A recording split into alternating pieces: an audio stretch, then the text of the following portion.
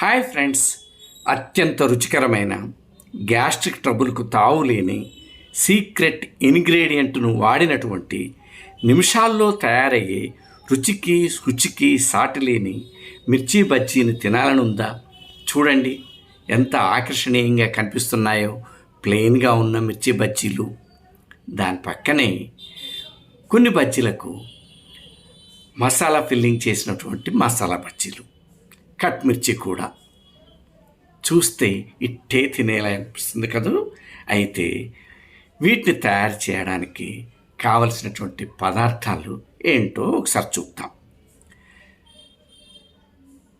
Items: 2 కప్పుల శనగపిండి, 1 tea spoon బియ్యపిండి, తగినంత కారం, తగినంత ఉప్పు, తగినంత పసుపు, 1/2 స్పూన్ వాము, అల్లం వెల్లుల్లి పేస్ట్ తగినంత కుకింగ్ సోడా, నీరు తగినంత, కుకింగ్ ఆయిల్ సరిపడంత, మరియు పచ్చిమిరపకాయలు, గోంగూర ఆకులు. మసాలా బజ్జీ ఫిల్లింగ్ కోసమైతే సన్నగా తరిగిన ఉల్లిపాయలు, కొత్తిమీర, ధనియాల పొడి, ఉప్పు, కారం, నిమ్మకాయలు రెడీగా పెట్టుకోండి.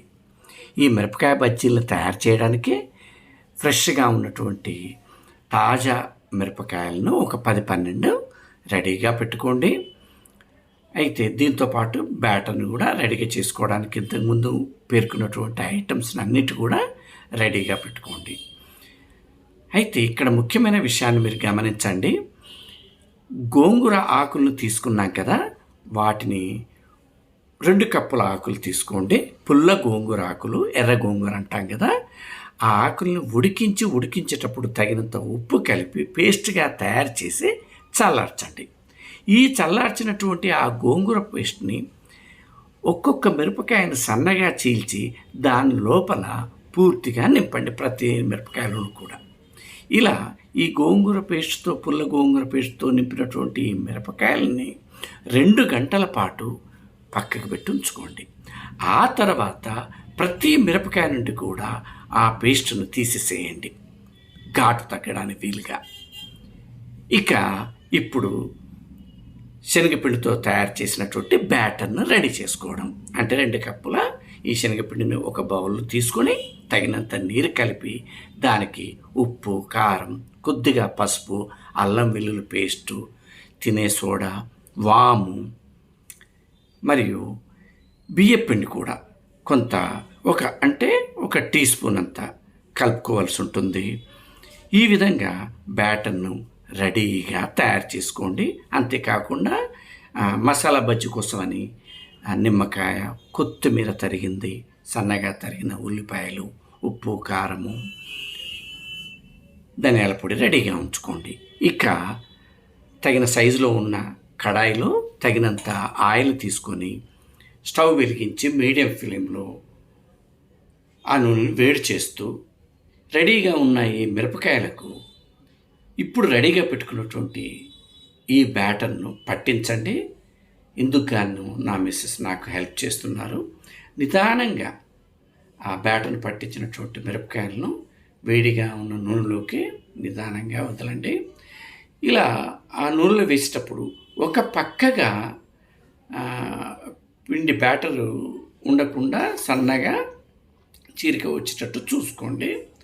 అంటే ఎక్స్పోజ్ అయినటువంటి ఆ మిరపకాయ కూడా నూనెలో బాగా వేగుతుందన్నమాట.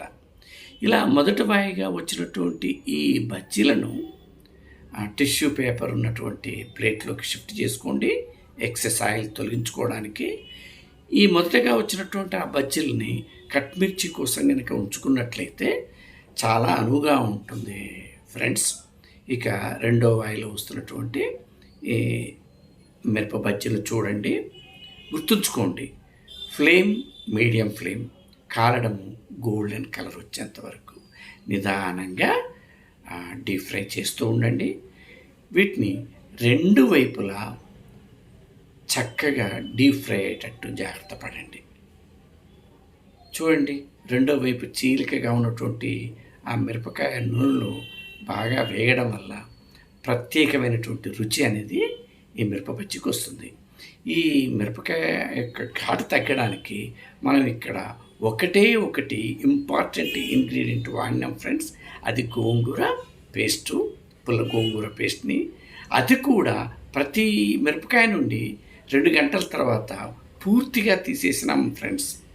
అంటే ఏ మిరపకాయలో కూడా పేస్ట్ కొద్దిగా కూడా మిగిలి ఉండకూడదు. అప్పుడు మాత్రమే ఆ మిరపకాయ చాలా చాలా టేస్టీగా ఉంటుంది ఫ్రెండ్స్. చూడండి, 2 వైపులా బజ్జీలు బాగా గోల్డెన్ కలర్ వచ్చేంత వరకు ఫ్రై అవుతున్నాయి. వీటిని నిదానంగా ప్లేట్లోకి షిఫ్ట్ చేసుకోండి ఫ్రెండ్స్. ఆ తర్వాత కొన్ని బజ్జీలను ప్లెయిన్గా ఉంచుకొని మరికొన్ని బజ్జీలకు రెడీగా ఉన్నటువంటి మసాలా బజ్జీల కోసం రెడీగా ఉన్నటువంటి ఆ పదార్థాలని ఫిల్ చేసుకోండి.